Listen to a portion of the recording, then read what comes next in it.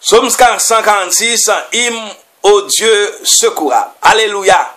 Chante à mon âme la louange du Seigneur. Je veux le louer, le Seigneur, tant que je vis. Chantez mes hymnes pour mon Dieu tant que je dure.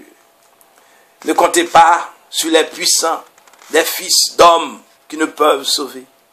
Leur souffle s'en va, ils retournent à la terre et ce jour-là périssent leurs projets. Heureux ceux qui s'appuient sur le Dieu de Jacob, qui met son espoir dans le Seigneur son Dieu, lui qui a fait le ciel et la terre, la mer et tout ce qu'il renferme. Il garde à jamais sa fidélité. Il fait justice aux opprimés, aux affamés, il donne le pain. Le Seigneur délie les enchaînés. Le Seigneur ouvre les yeux des aveugles, le Seigneur redresse les accablés, le Seigneur aime les justes, le Seigneur protège l'étranger. Il soutient la veuve et l'orphelin, il égare les pas du méchant. D'âge en âge, le Seigneur régnera, ton Dieu au Sion pour toujours. Le psaume 146 est comme un carillon qui, sans cesse et harmonieusement, chante les louanges de l'Éternel. Créateur, rédempteur, libérateur et roi Yahvé. Cette définition de Kungel rend bien l'atmosphère de cet Alléluia qui ouvre la série de l'allèle final, Psaume 146 à 150, parallèle au petit allèle ou allèle égyptien, Psaume 113 à 118, et au grand allèle, Psaume 136. On le classe dans la catégorie des hymnes, plus précisément des hymnes de louange à Yahvé, infiniment bon. Gloire à Dieu. Son caractère anthologique et la présence d'aramaïsme permettent de le dater de l'époque post-exilienne. Certains exégètes voient dans le verset 3 une allusion au retard apporté de la reconstruction du temple sous Cyrus et ses successeurs 6e siècle. D'autres préfèrent le dater de l'époque des luttes entre Agide et Séleucide 3e siècle. Il est intéressant de noter que 1 Maccabée 2 verset 63 cite le verset 4 de notre psaume. Verset 6 selon les églises catholiques seulement les utilisent. Or, le premier livre des Maccabées a été écrit vers l'an avant Jésus-Christ.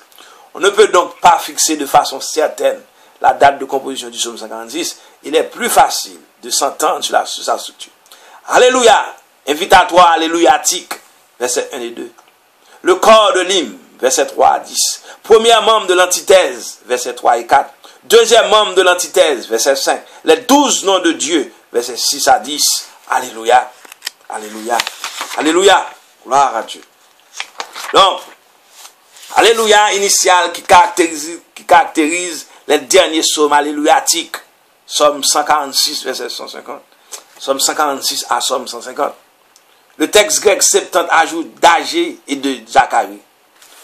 Invitatoire alléluiatique, versets 1 et 2. On ne saurait mieux exprimer les sentiments du psalmiste envers Dieu. On y entend non seulement l'écho des psaumes 130, verset 1er, et psaume 104, verset 1er. Alors, psaume 103 plutôt, verset 1er, psaume 104, verset 1er. Mais aussi, d'une certaine façon, l'écho de la prière de toute l'humanité quand elle se tourne vers Dieu. À ce propos, Théa de Chardin exhorte à adorer et à aimer Dieu avec tout son corps et avec toute son âme, mais aussi avec tout l'univers. Le corps de l'hymne, verset 3 à 10, il comprend d'abord une antithèse sur la confiance, verset 3 et 5. Ensuite, la proclamation des 12 noms de Dieu, verset 6 à 10. Premier membre de l'antithèse, verset 3 et 4. L'antithèse porte sur la confiance. Ce premier membre décrit son aspect négatif. Il consiste à compter sur les puissants qui sont impuissants à sauver, verset 3. À leur mort, alors ils retournent à la terre, leurs projets périssent, verset 4. Deuxième membre de l'antithèse, verset 5.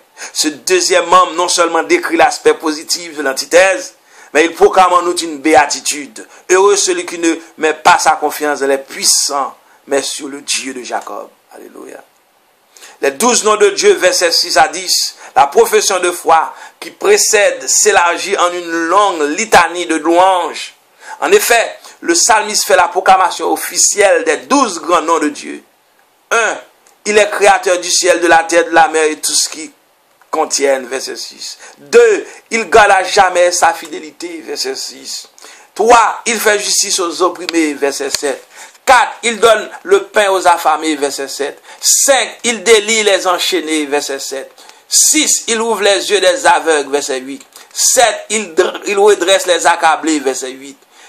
8, il aime les justes, verset 8. 9, il protège l'étranger, verset 9. 10, il soutient la veuve et l'orphelin, verset 9.